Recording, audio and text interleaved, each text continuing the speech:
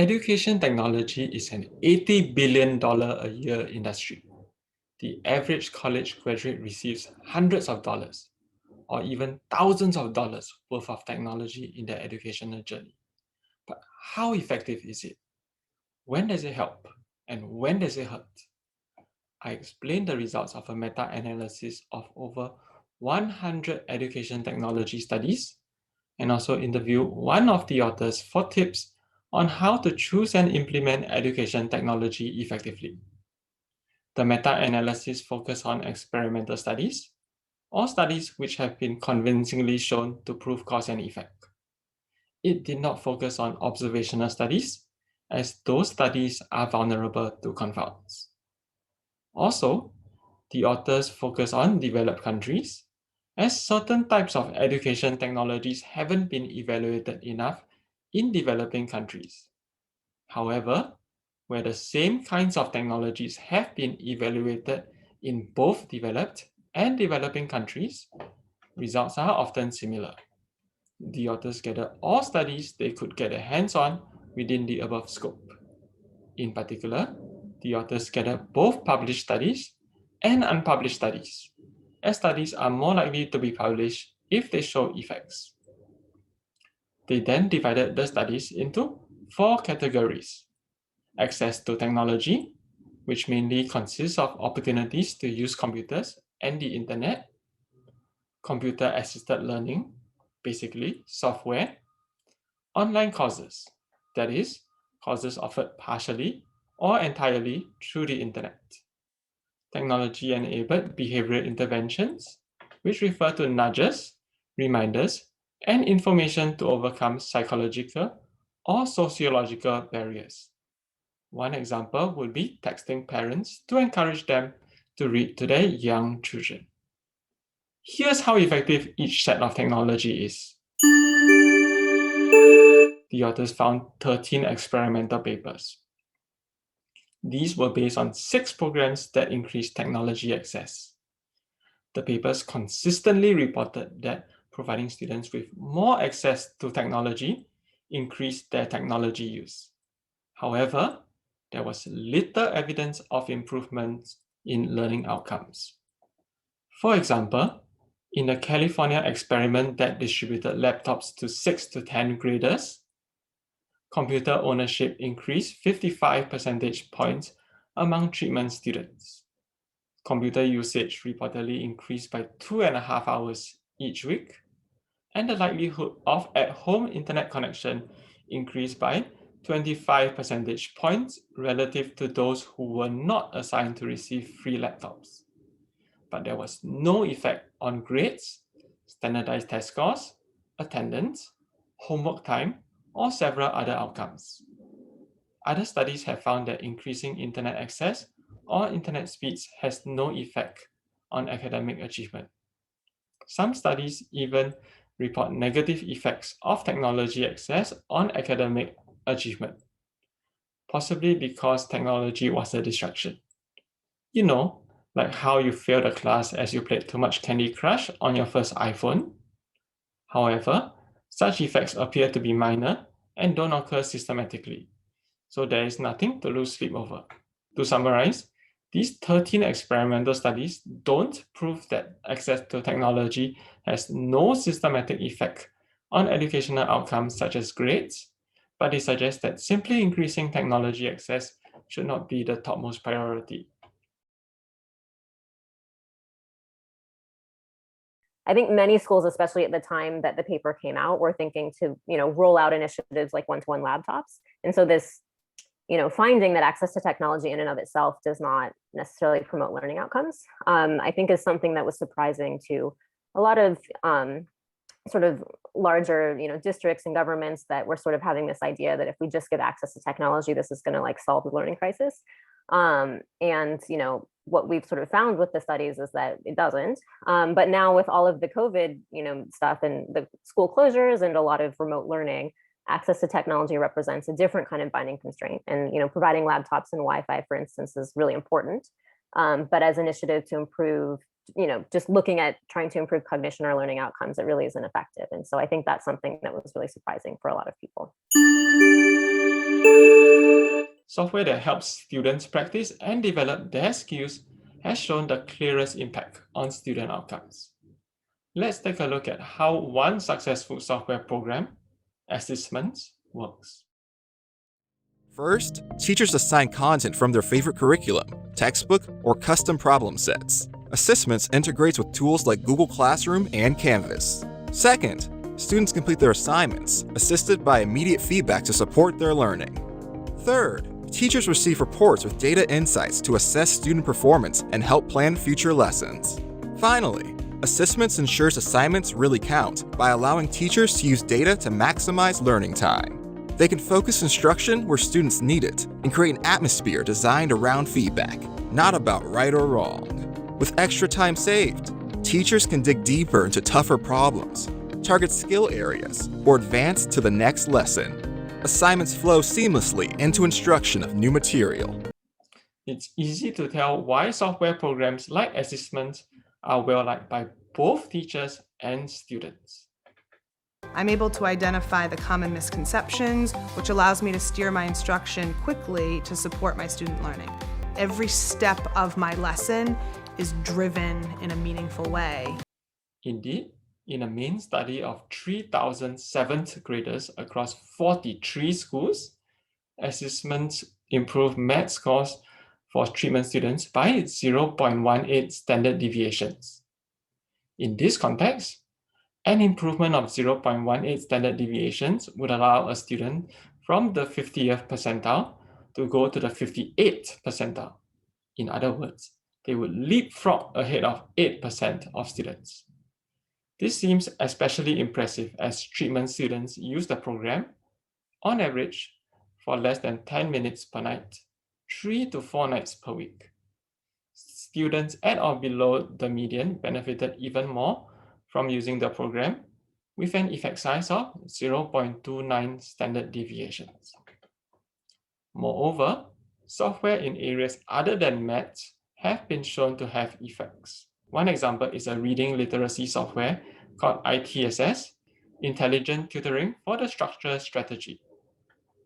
In general, the power of computer-assisted learning lies in its ability to overcome traditional resource constraints.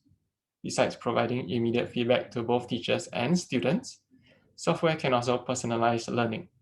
For example, by providing easy problems to weak students and more difficult problems to stronger students.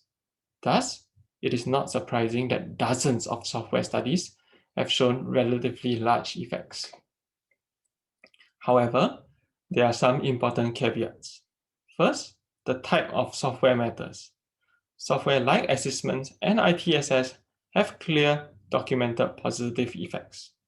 However, some software shows more mixed results or even negative results. In addition, only a small fraction of software has been tested. Finally, how the software is used also matters. Some studies find more positive effects when teachers deviated from the manufacturer's original usage recommendation.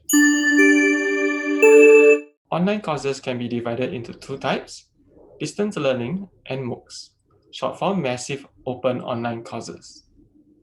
Distance learning courses are typically offered as part of a degree program, such as when a 4-year university adds an online option to its introductory calculus course. MOOCs aren't typically part of a degree course. For example, most courses on the online MOOC platform Coursera don't give any degree credit at any traditional institution. Distance learning typically produces worse results than face-to-face instruction. Also, blended instruction, which is a combination of distance learning and face-to-face instruction, produces similar results to face-to-face instruction. To give one example of a typical study and its results, 3 researchers randomized students of an online introductory economics course into face-to-face, online, and blended instruction. While students in the blended group did not have statistically different results from the face-to-face group, students in the online version performed worse than the face-to-face group by 1 letter grade, 10 points out of 100. Studies in high school settings have also shown that online teaching produces worse results than face-to-face teaching. These results suggest that blended courses may be a way to reduce costs without compromising quality. However, one needs to be careful when substituting traditional face-to-face courses with online courses, as students may not learn as much. That said, having distance learning options may improve outcomes for students who would not have access to courses in the first place. Let's move on to MOOCs. It's difficult to estimate the impact of offering a MOOC, as it's often not clear what MOOC students would have done instead had they not taken the MOOC. Current research has instead focused on increasing completion rates in MOOCs. For MOOCs have low completion rates, even among students that enroll intending to complete the course. Of 11 experimental studies on MOOCs, 7 studies found positive effects for at least one treatment. 2 of these studies found significant effects for social comparison, that is, informing students how they compared to other students in the course. Another 2 studies found that efforts to prevent procrastination worked. For example, getting students to pre-commit to daily time limits on distracting internet activities, and then requiring students to provide a reason to access distracting internet sites after they exceeded the time limit, increased course completion rates by 40%. Grades also increase. Thus, they are promising avenues to increase MOOC completion rates.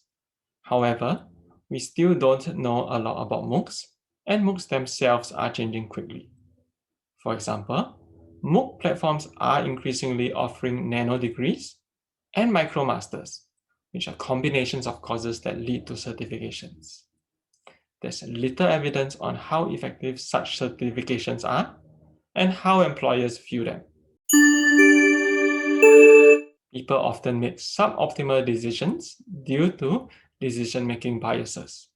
For example, parents may not help their children with schoolwork despite the best of intentions, as they subconsciously underweight future payoffs.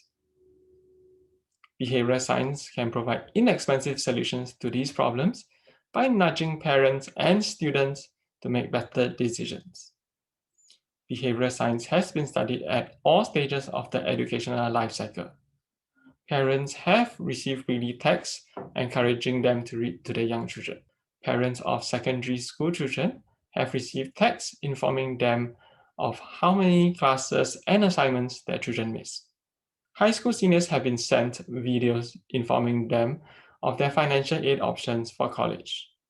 Children of all ages have been encouraged to adopt a growth mindset by believing that their skills and talents can be improved rather than having a fixed mindset. So I probably wouldn't have initially thought that doing small things like texting would make such a big difference. But when you think about it, it makes sense from the behavioral perspective, especially for low-income or under-resourced families that are dealing with a lot, that overcoming sort of a small binding constraint to help them take small actions to help improve learning for their kids can actually make a big difference. So I think that was one thing that was surprising for me. There are several recurring themes. First, such interventions tend to have a smaller impact than computer-assisted learning software. On the other hand, they are also low-cost interventions, so they are necessarily less cost-effective. Of course, one can try both computer-assisted learning and behavioral interventions. Second, it is very difficult to predict when an intervention will be successful and when it will fail. Many interventions that succeeded in one setting failed in another, possibly because the contexts are very different. Third, how the behavioral intervention is implemented can greatly affect its success. For example, many behavioral interventions rely on communication channels such as email and text messaging. Interventions in which communication is sent by default, unless people opt out, have a much higher chance of success than when people have to opt in to receive communications. In one study, the opt-out setting resulted in 96% of people receiving communications, while the opt-in setting resulted in 8% of people receiving communications. How can we understand all these results? The abilities and skills we can acquire depend on our cognitive skills and non-cognitive skills. The cognitive and non-cognitive skills we acquire are in turn affected by our environment. Computer-assisted learning directly targets cognitive skills, so it's not surprising that it has the biggest observed impact on test scores. Behavioral interventions have a smaller impact as they focus more on non-cognitive skills. Online courses have a negative impact when they are substitutes for face-to-face courses, as they appear to decrease the acquisition of cognitive skills. Finally, technology access by itself primarily affects a student's environment and hence has no direct impact on their learning. However, it would be interesting to examine how technology access can combine with other factors in the model to improve student outcomes. It would also be interesting to have more evidence on how the 4 classes of intervention studied impact non-academic outcomes, such as interpersonal skills, or long-term outcomes, such as employability or wage. Let's now discuss how we can implement education technology most effectively.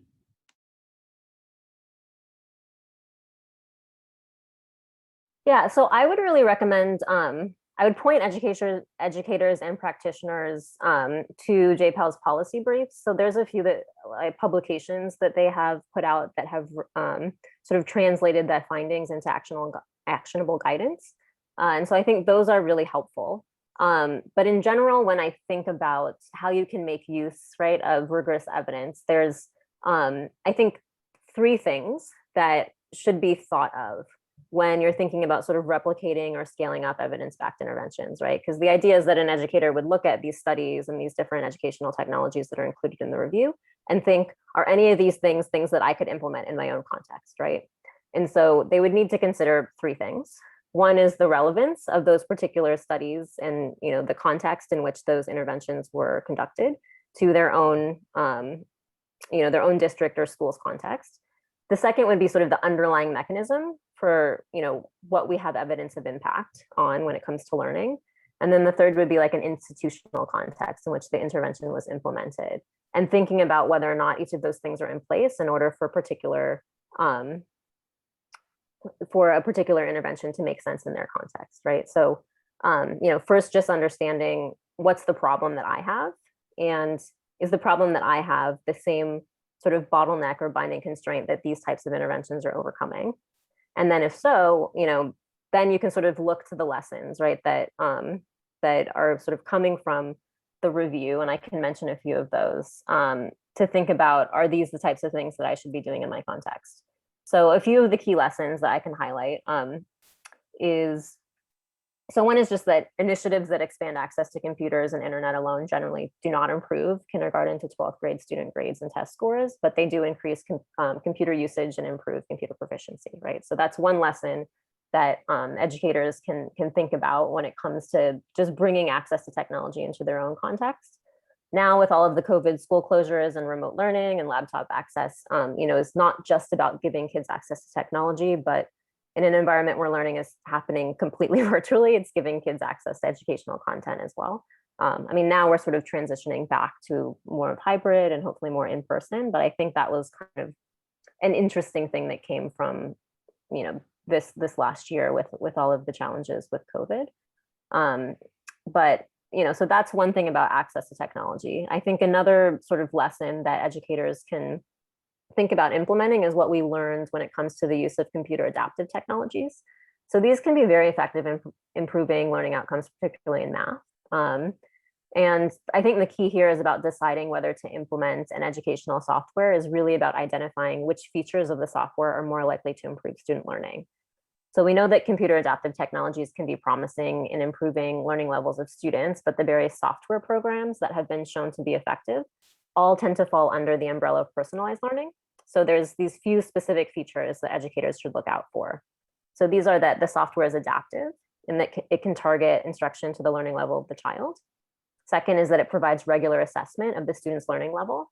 And third is the availability of real-time data that helps teachers address common problems in their live lessons. So all of these features enable teachers to sort of better understand how to cater their teaching to the learning level of the child. And when they can sort of, if they have challenges that in their own classroom for learning that are related to these, then looking for these kinds of softwares might be one particular solution. And then I think the third sort of lesson is this sort of behavioral piece, which is where we've learned that things like text message reminders can be really helpful in the form of evidence-based interventions that provide short, actionable directions to help parents better engage in learning at home. So these are particularly family engagement interventions that can translate text messages and enable teachers to provide engaging, helpful, and relevant information for families. And these are particularly helpful when thinking about parental engagement as an issue. So I think the key is, identifying what's the problem in your particular context, looking for any of these lessons that apply, and then thinking about if you have the resources to implement with fidelity.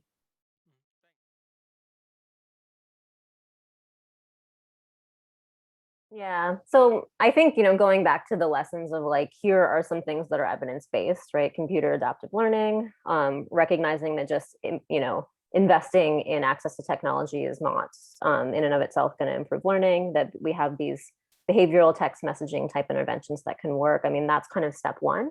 But then the two things that I would really highlight when thinking about how to use the money effectively is first, I think it's really important that, school districts or countries or, whoever it is that's thinking about this actually spend time conducting needs assessments, and they really understand the bottlenecks to learning in their particular context. That's kind of like step one for knowing whether or not doing a particular type of intervention is even going to matter. And then you want these interventions that are evidence-based, that you can take from these lessons that we've been talking about.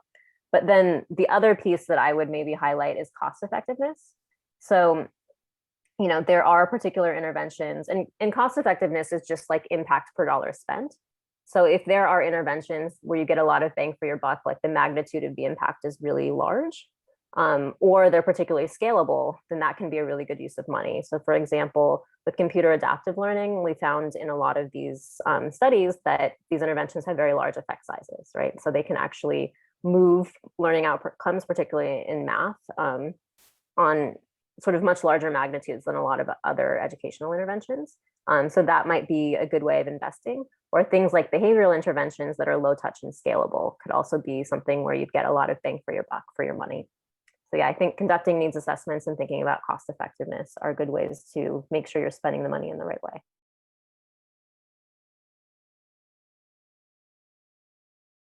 One of the things about decision-making processes when it comes to acquiring and implementing educational technologies is they're not that evidence-based.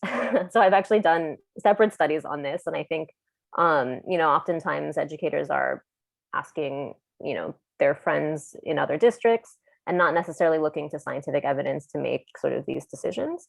But one of the reasons why this is because there's a really big challenge around finding, I think, evidence that's applicable or relevant to their particular context. And that also the time horizon of producing and interpreting relevant research, particularly for educational technologies, is really challenging, right? So by the time you conduct a rigorous study like a randomized evaluation and wait for the results to come out, and then you're able to actually see whether or not there's an effect, then that particular technology is probably obsolete by then, right? Because it's years later. And so this is kind of one of the challenges of how to integrate sort of rigorous evidence into the decision-making process. And but I think many schools and districts are very interested in doing better evaluations, and they also want to really understand the relevance of these studies to their own context. And so a few best practices that I can sort of suggest. One is the idea of rapid cycle evaluations. So there are people now who are developing platforms to test different design features of softwares in different populations. And the idea is to be able to do these really quick rapid cycle evaluations that can give you answers relatively quickly. I think one is like the RCE coach is one that was available before. I'm not sure if it still is, but I would encourage educators and decision makers to look into those types of tools.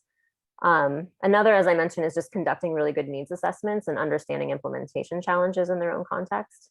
And particularly including things like teachers in making decisions about acquiring and using educational technologies in their own context, because things like teacher buy-in are really important for implementing with fidelity. And then I think, also sharing any results of local research that have been done in their context, so that more people can learn about, whether or not certain educational technologies that are implemented in District A were effective or not, can be really helpful. And then fourth, as I mentioned, is paying attention to costs. So I think those are some things that will be really useful when making decisions about whether or not to acquire and use different types of educational technologies in different district, school, or country contexts. Yeah, thanks, Maya. That's very helpful.